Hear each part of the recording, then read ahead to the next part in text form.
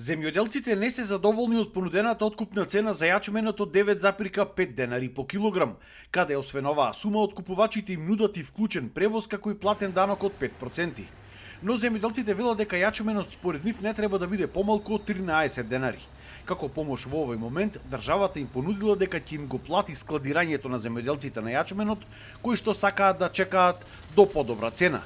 Се надеваат дека тоа ќе им помогне се до моментот кога ќе добијат фер и реална цена од страна на откупувачите. Министерството за земјоделие се зема за обврска сите оние производители на јачмен кои што има вишак на јачмен да не го предаваат јачмено, него да го складираат во капацитетите за ускладиштување, во кој што Министерството сите трошоци по основ на ускладиштување ќе ги превземе и ќе ги исплати.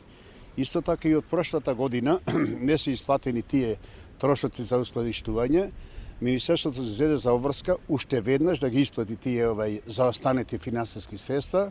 Во тек биле и преговори со Министерството за земјоделство за добивање на плюс субвенции по килограм јачмен. Но за која цена за сега станува збор не сакаат да откриваат, затоа што преговорите биле во тек. А за кратко време требало да започнат и преговорите за цената на пченицата. И тука ќе се барало помош од државата во доплата по килограм од понудената до цената прифатлива за земјоделците. Сигурно за пченицата дека разликата ќе ја бараме од владата на Република Македонија. Министерството за земјоделие, поточно министерот, е наш представник. Заедно со министерот и ние како производители ќе одиме во влада да разговараме и да дојдеме до заедничко решение за да не бидеме ние како производители оштетени секоја година. На Македонија годишно и требаат околу 360.000 тони на пченица за да ги задоволи своите потреби, а како држава произведуваме само околу 230.000 тони.